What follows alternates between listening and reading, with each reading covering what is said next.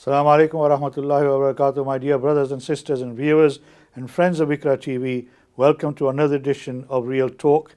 I'm your host Iqbal Bana, glad to be in your homes as usual every week. And I keep saying to you at the beginning of the program that what I try to do is bring on this program people who have an influence on our communities, or people who are working in our communities who try and help our community in all sorts of spheres of either work, in social work, professional work, in education, in health, etc., who can give us advice and guidance on particular issues. So during the COVID pandemic, we've had several programs of professionals who come here who've told us about this pandemic that has affected all communities, and in particular how they've affected the Muslim community and what we need to do in order to protect ourselves. We've done programs on mental health issues, how it affects our community.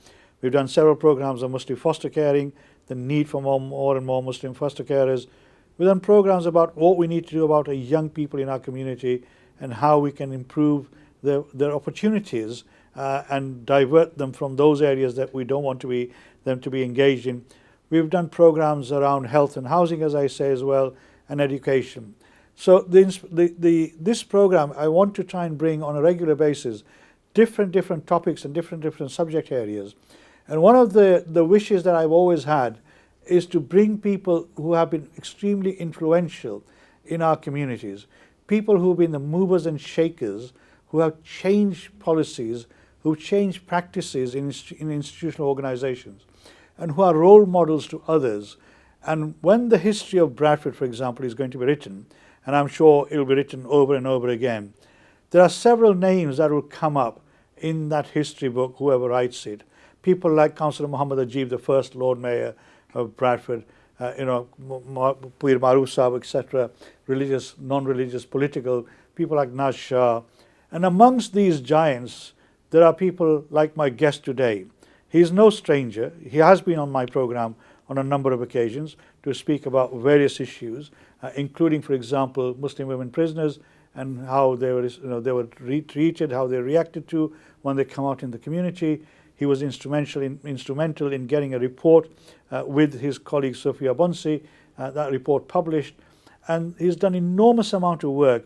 He has devoted his life to public service, and as I say, when the history is written, I'm sure he will be one of the giants in that history of Bradford. He has dedicated his life to public service.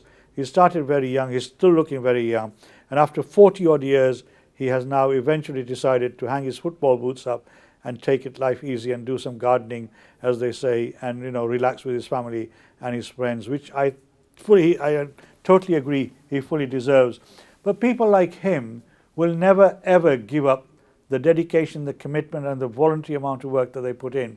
They may retire, but they never go away, because people like him, it's in their DNA, it's inherent in their psyche, that they always want to do something to help our community find better opportunities, to improve its image, to make sure that they are getting their fair share of the cake that is being distributed around in wherever town they may be in. So I'm deeply honored and I'm extremely grateful for Ishtiaq Ahmed, former employee of Bradford Council. We worked in the volunteer sector. He worked as the general manager of the Kismet Centre, which was the subject of a visit by Prince William and his wife, Kate Middleton, or the Duchess of Cambridge.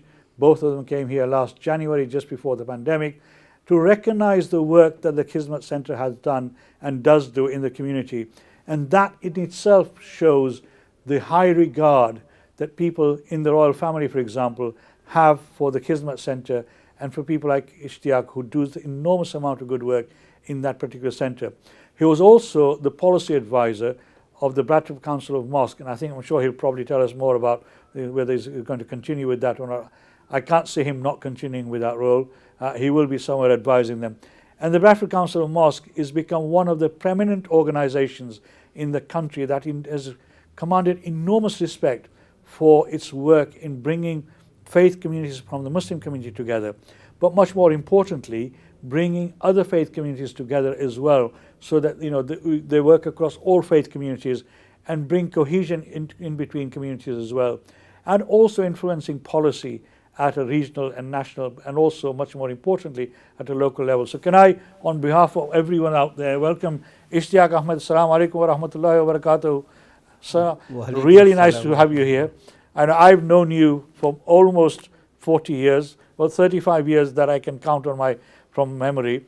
I came across you in the 80s, and I know you briefly before that. Ishtiaq, you've had what I would call a very colorful, powerful influence on the community in Bradford. Not just the community in Bradford itself, but around, in fact, nationally as well, and internationally to an extent. I mean, you now decided you're going to, hang up your boots, as they say. I mean, 42 years you worked into. Let's say you worked for volunteer service, Bradford Council, other local authorities, and back into Bradford as well. How do you manage to sort of suddenly stop and do nothing? I can't see you doing nothing at all. Bismillahir Rahmanir Rahim. If I start off by all means, by thanking yourself, Iqbal Bhai, for having me on this program. It's my pleasure. My pleasure. And giving me this opportunity to share my journey, my thoughts, and my vision with my brothers and sisters out there. So this is a privilege for me. So thank you very much. Well, I see it not as a privilege for you. I think it's a privilege for us and my viewers, because you have been an inspiration to many, many people. And I hope by sharing your journey, as you say, with my viewers, you will inspire others, hopefully, to do what you've been doing over the last 42 years or so. Well, it has been a wonderful journey. Subhanallah. A journey of many highs, some lows, many straights, a lot of bends. Yes. But it's been very exciting. One thing I do say is that myself and people around me, we kept moving forward. And 42 years, as I reflect back on 42 years, and they, to me, seem like 42 days. The time has gone, and the time has gone very quick. But in the process, I think, I have been extremely lucky and privileged to come across and work with so many wonderful people. Some real, true leadership for our community. And you mentioned some of them in your introductions, likes of Muhammad Ajib Saab, Sher Azam Saab, Peer Maruf Hussain Shah Saab, Maulana Lutfur Rahman from Harvard Street, who's no longer with us. And also from other communities as well, people like Raminder Singh from the Sikh community, Nirmal Singh, and many others. So I've made many friends. They have helped me, and they have played a very important role in my life in shaping my personality, my ideals, my values. And a lot of what I am today is actually because of the people around me. Alhamdulillah, many of them are still around, and that they're still actually contributing and making a difference to our community. So I think we have traveled a journey, a very positive journey. And I think because of the efforts, the collective efforts of all of us, I think Bradford is a better place. Oh, definitely. And will be a better place for ourselves, our children, and our future generations. You worked as a race equality advisor as well for the West Yorkshire, Bradford Race Equality Council, was it? And then West Yorkshire Race Equality Council, as if I mean, some of those challenges in the 70s and 80s, when we were banging against institutional discrimination. I mean, was those the most challenging times you found, where institutions were sort of in a way closed to people, that you had to battle and fight and get them to understand how discrimination was affecting our communities? Yeah. I think at a very personal level, I think my initial schooling years have left a very solid impression on me. I remember actually arriving in Bradford. Yeah, let's start. When did you come here? Yeah. How old were you? Yes, I came here in '67. Right. November of 1967. I very clearly remember arriving from Heathrow, because in those days people traveled from Pakistan, India, only arrived at Heathrow. We traveled from Heathrow to Bradford. By the time we got to Bradford, it was about 11 p.m. Drizzling, Bradford full of smog.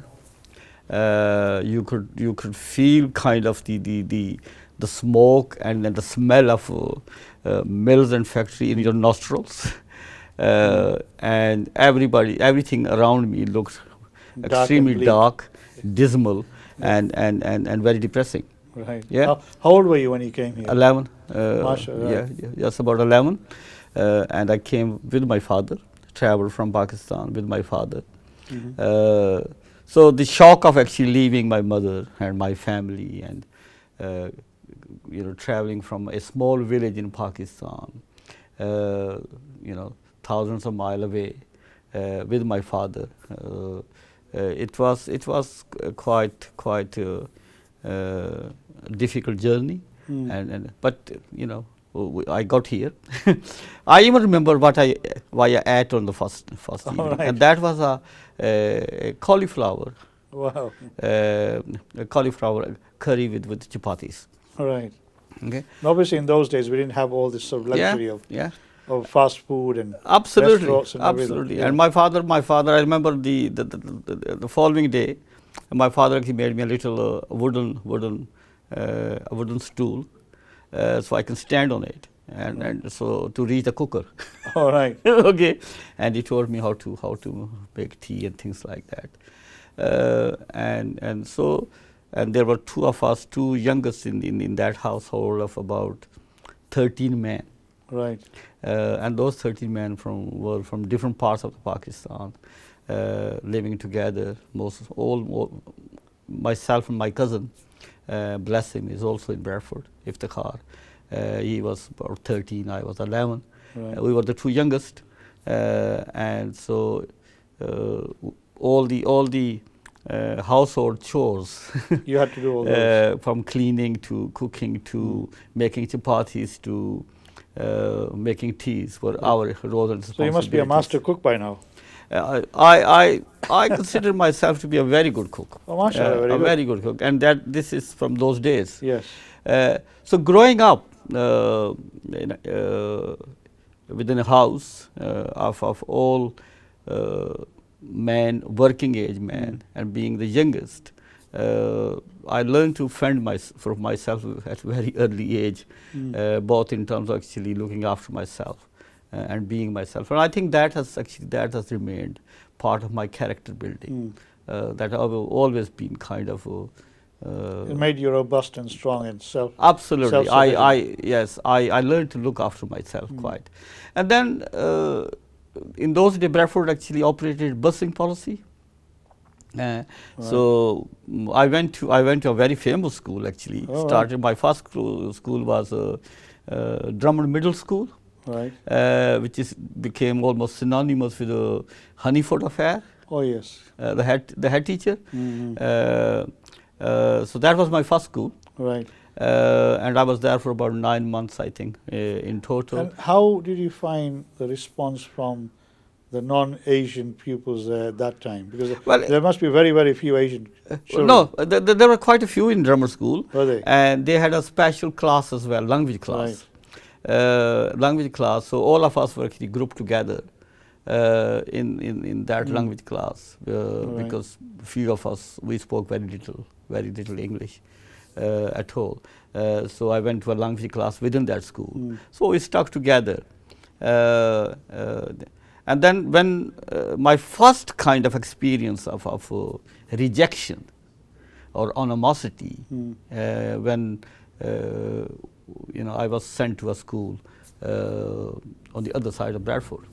Uh, Bradford had a busing policy, so children were actually bused to outer schools. And in that schools, there were only, I think, 12 of us within the school population of about 300. So you stood out as a sore thumb, basically. Absolutely. Yes, so yes. I still remember that during the holiday breaks, Easter and summer holidays, we were thoroughly beaten up.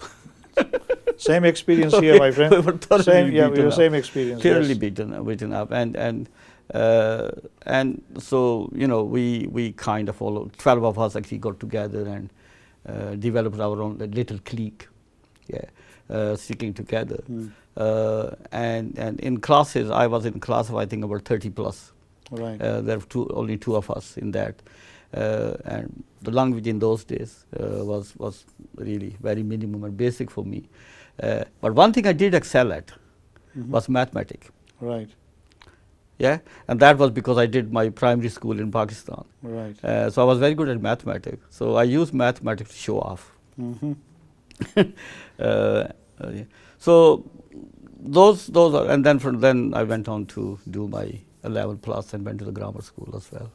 So you ended up in grammar school. Yeah, mashallah. Carlton Grammar School, which Right. actually was Carlton Grammar School in those days, and which then became comprehensive later on. Right. So I mean, your experience in the 60s in schooling. I mean, I'm not sure whether many of our younger viewers will know this. Maybe if you have parents who came around that time, like Ishtiaq, I did the same as well. I came in 67, 68, sort of, February 68 at the beginning. So, not long after you came here. I came from Africa, and almost my first language is English anyway. So when I first landed here, I had the same experience. When they assessed me, they first sent me to this sort of immigrant school, as they used to call it, and they said, thought that I didn't speak in English. And on the first day, they realized that I do speak English.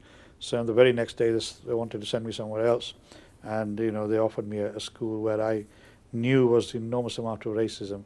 And it was a massive school with only one. I would have been the first Asian kid or kid of color there. I rejected it, so I went to another school.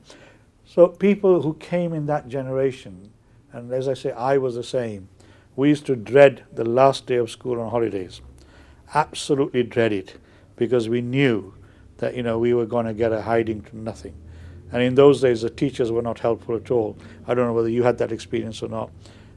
So eventually, even the police would not really protect us. I don't know about Bradford, but certainly in Batley. And then when I went to Manchester, we had the same experience. But this, as you say, made you what you are, built character in you. And then how do you enter into the public service, volunteering services, into social? I mean, you were a champion of equality and social justice for all your life. You fought for social justice and equality, not just for the people of color or people of the faith and of the communities, but everyone. How did you get involved in that sort of activity? I mean, you could have gone into a professionalism, accountancy, doctor. You could have done whatever you wanted. I think one of the organizations that I have to actually mention and be grateful or thankful to was is UK Islamic Mission. Right. And the Muslim Education Trust in those days.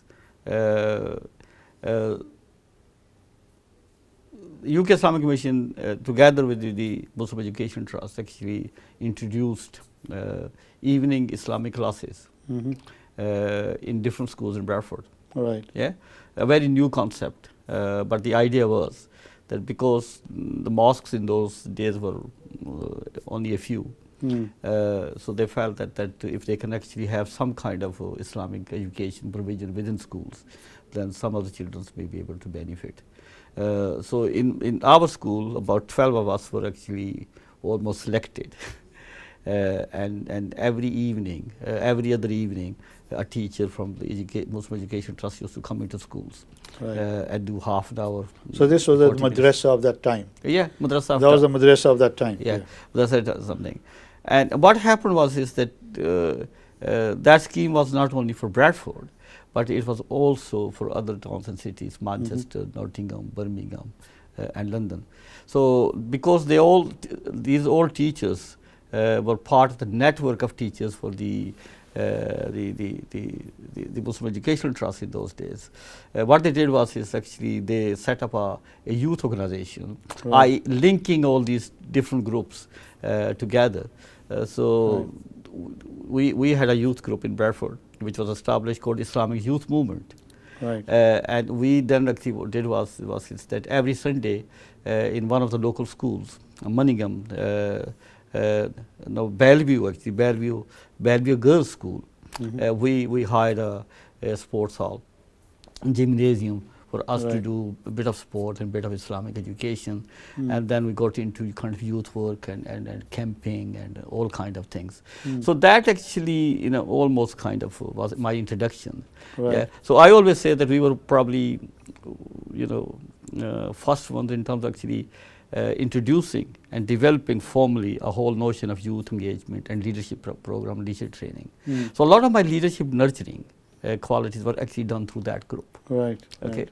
And we had a wonderful opportunities of actually people from India, Pakistan, major speakers, scholars being invited to work with us during the summer holidays. We used to have a 10 days camp, 2 weeks camp in Lake District. People like Maulana Maududi, Palikabs, Muhammad Qutb from Egypt and others came along and actually were part of our So our this engendered the Islamic nurture in you as well. But also leadership qualities in terms of actually our ability to be able to. You see, people of your generation, my generation, I mean, I could have gone astray very quickly. I know many of my contemporaries, who came around my time, who ended up, may Allah bless them, completely out of the fold of Islam. Some had married out of the culture, and they're sort of lost in a way, both to the faith as well as to the culture as well. They have completely separate and parallel lives along a very different line. So obviously, this youth work and this Muslim engagement that you were involved in, initiative, do you feel that strengthened your faith as an individual? I think it strengthened my faith, but it also, I think, strengthened my personality and actually gave me qualities and gave me a self-confidence. Interesting that from the original group of about 40 plus young people from Nottingham, Manchester, Bradford, London, every one of them, and I follow their lives even now, every one of them have gone on to become major achievers. MashaAllah. Yeah.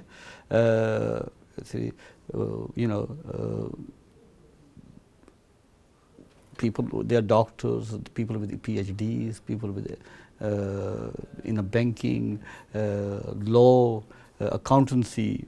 They are successful people. Now the point I'm trying to make is that I think because organizations like UK Islamic Mission and Muslim Education Trust invested in us, okay, our nurturing took place, and it is because as a result of that nurturing and that investment in us that actually we have gone on to, many have gone on to be very successful, relatively successful in whatever areas or something. So one of the points I would like to make is that how important it is for our community is to nurture our young people, nurture their confidence, nurture their aspirations and give them a vision, okay, with something, and that they will be successful. And I think as a community, maybe we have stopped doing that. I was going to come to that. Obviously, there's a shortfall and a gap now, isn't there? Is that because we as a community grew too quickly, too rapidly, and therefore other things came into play, and our focus changed maybe, from what was happening then to diversified into some other activity. Yeah, but whatever the reasons may be, yes, and I think probably as a community we've been distracted away from some of the things that we could have done. But we have not invested in our generation, not to the extent, So I'm beneficiary of our community or certain organizations or certain leadership in our community investing in us. So I'm beneficiary of that. So I very much appreciate the value of that, and that has actually stuck with me. So one of the things that I have actually, alongside with other people, I've done throughout my life, is to actually nurture leadership, support leadership, give them inspiration, give them motivation, give them a vision. Okay, and most importantly, actually, is to get them to stand on their own feet and think on their own feet. Right. And I think that is very important. So Oh, that is definitely. part of my DNA, Right. and has been through the 40 years. And this is where your work in the Khidmat Centre and with the Council of Mosques, I think, has shown some of the benefits of that already.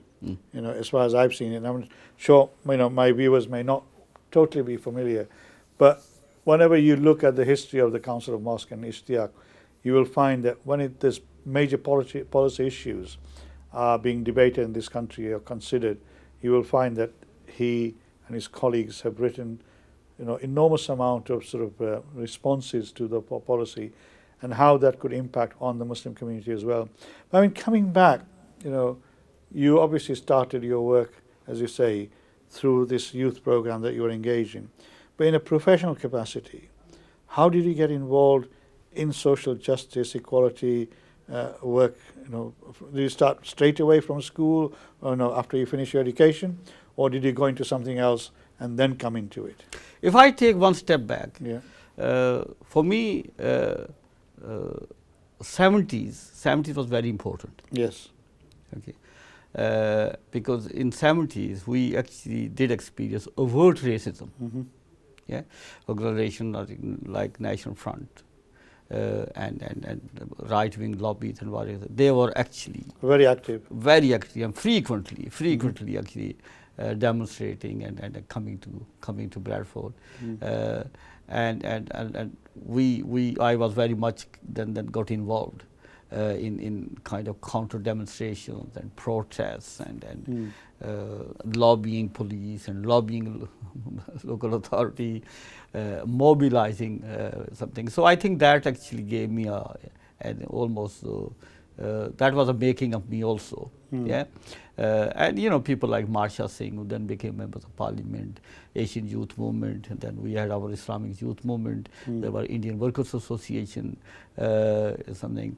So we worked very closely with the trade unions, with the churches, and community organizations to actually put up a stance or stand against National Front and right-wing organizations. And actually, those people who young people who may not know what the National Front is. The National Front was the EDL of their time, and Britain First was, to a large extent, which is basically saying we don't want any people of color in this country. So they were a vociferous, violent organization in most cases. They used to come to Bradford quite regularly. So through 70s, I was actively actually involved in kind of counter right-wing activities, and that actually inevitably introduced me people who were very passionate about equality, passionate about social justice, passionate about racial justice. So we got introduced, and it kind of shaped my own thinking, my own personality and my own values. So almost kind of entering into social justice, community work became almost inevitable and natural for me. Right. And obviously, as I said at the beginning of the program, Ishtiaq has spent over 40 years around this field of championing equality, fairness, social justice for all communities, obviously primarily for people of color, and that does not just mean the Muslim community, because I know for a fact that he championed equality and social justice for all communities of color, because I know I worked with him for a while in the 80s as well. In fact, partially, I was his boss for a little while, if you remember correctly. I do very well. I do very well. For a short time, I was even his boss. But I mean, he bossed me rather than me bossing him at that time. He still does anyway. But I hope so far this has been sort of interesting, really, interesting to hear Ishtiaq and his journey. We just got to the 70s and the 80s at the moment. There's a lot more to come. Inshallah, we'll see you very soon. We're going to go for a break. And as I say, listening to Ishtiaq is inspiring. And I must admit that on a lot of occasions, he has inspired me as well. And some of our lives are, we've got very parallel sort of lives as well, because he came around the same age that I came here, faced the same sort of challenges that I did. So let's hear, we're going for a break. Inshallah, we'll see you very soon. Don't go away, and we'll hear the rest of Ishtiaqs Journey. Assalamu alaikum wa rahmatullahi wa barakatuhu.